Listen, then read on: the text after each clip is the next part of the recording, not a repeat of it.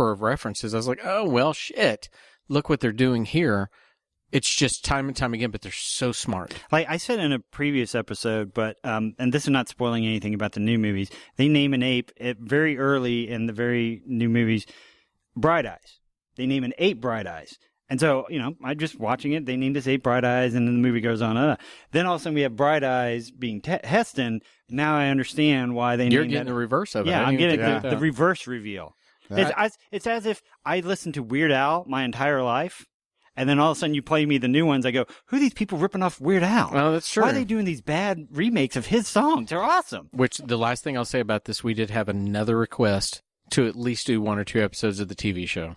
Okay. So, well, and where would we fit those in the continuity of what we do? After the movie series? I would think after this? I would think after the, you know what? After this would be great. It's a one-off. I think that the people who are listening would be pleased if they got 1 episode where we talked about it. Give some history, give some observations, call it done. And I think we can find those on YouTube. I'm pretty sure of it.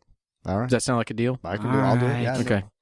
Oh, wait, hang on. We've already got 7 more years to go, and now we're adding TVs. Yeah, but just remember this. You need a palate cleanser before you go to Burton. And then do we eventually cover the comics where we got Kong and Planet of the Apes? And I wouldn't mind doing some comic stuff. We were talking about Green it before Lantern we started this particular podcast about a comic that was out now on the shelf right now that we can't really incorporate into this discussion because it's not out. It's out of the context of the movie, but it would be nice to have. It's technically in the context. It happens before this movie, but the movie itself came out. The book series came out. The movie came out. We were going through the movies. I will say this, and I've already tweeted this out. What's the name? I know it's about Ursus, and what's the entire name? Planet of the Apes. Is it simply Planet of the Apes Ursus? Yeah, it's like Planet of the Apes Ursa. Yeah. Go pick that up. Yeah. If you're a Planet of the Apes fan and you've not yet read it, it works so beautifully. It answers a whole ton of questions. It is not like the Star Wars prequels where it makes you just think, why the hell? Instead, it kind of poses things, and then when you see it, you're like, oh. Well, that was their whole 10-page section where they talk about trade negotiations. And if you're listening to this as we go along, and it is February, you have 2 issues out. Oh, is the second out? Oh.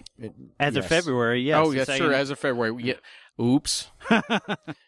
Did I spoil the curtain there? Oh, somebody's trying to come in. They wanted to buy some comics. They do. Sorry, we're podcasting. Yeah, exactly. Sorry. We shut everything down for the very important job of podcasting. Shut it down. Planet of the Apes.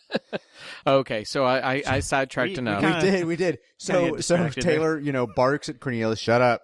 And then because Taylor's gun is trained on Zaius, Zaius, I guess, is fearful of Taylor. He says, very well, lower your weapons, he says to his followers. That was actually very good. Thank you. If you slur your speech a little more, because I don't know if y'all have noticed that he does a little bit of lower your weapons. He's talking to all the mask. prosthetics.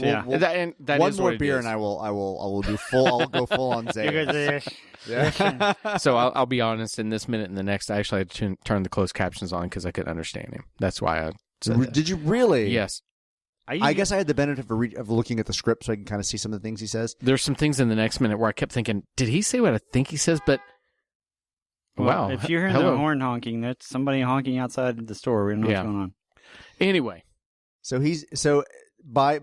From this threat, Cornelius convinces his followers to actually lower their weapons. Mm-hmm. Right? Mm-hmm. And we have one more line with, actually I guess we have 2 more lines. With Taylor coming in and says, tell them to pull back around the rocks out of range. And Zaius tells them to withdraw. So we're now moving into a hostage situation. I mean, is Zaius so comfortable or not comfortable? I mean, it is kind of a moment where he's like, my gun is trained on you. But Zaius is like, this is a real threat. Okay, you guys go away. I'm going to remain here. It's a hostage moment. So actually, it's funny you say that because I actually had the thought, without jumping to the conclusion of this film, this is the first time that Zaius knows he has the ultimate power. Taylor's not going to like what he finds. And he knows that. You can show me your diggings. You can point your gun at me. I know you're about to be crippled. And I really think that is his motivation for, fine. I'll go with you. I can't. Well, we haven't watched the next minutes, but That's the reason I won't go beyond that. But I think this is his first power play towards that conclusion. I can't remember. I don't know if it was Penn Jillette who actually came up with the theory/phrase, but it was something similar to the effect of, when you're having a negotiation with somebody, always know something that they don't know. Yeah. And that means you always have a little bit of leverage because they don't know this. So Right.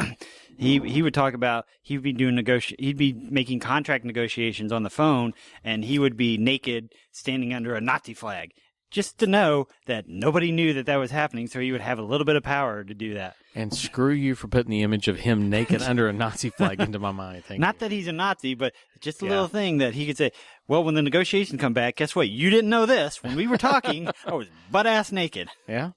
But, I mean, Zaius definitely, he's not scared. He's not. That is what was surprising about this moment. The gun is trained on him, but he tells everybody to withdraw, and he doesn't seem to be afraid. Right.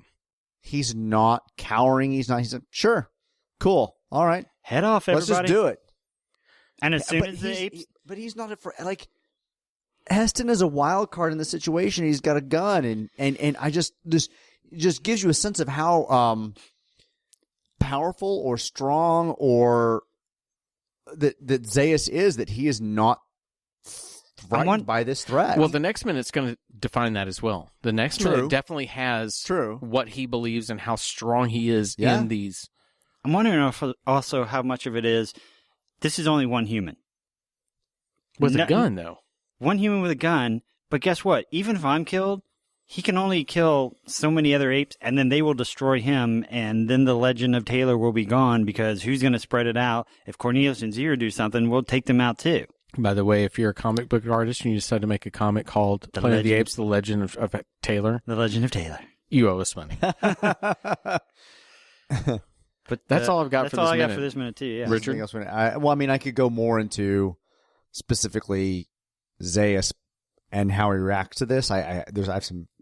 Go, tell us. But I will save it for the next moment. Okay. I'll save it for when we start talking about who he is, right, what his motivation is, and why he is.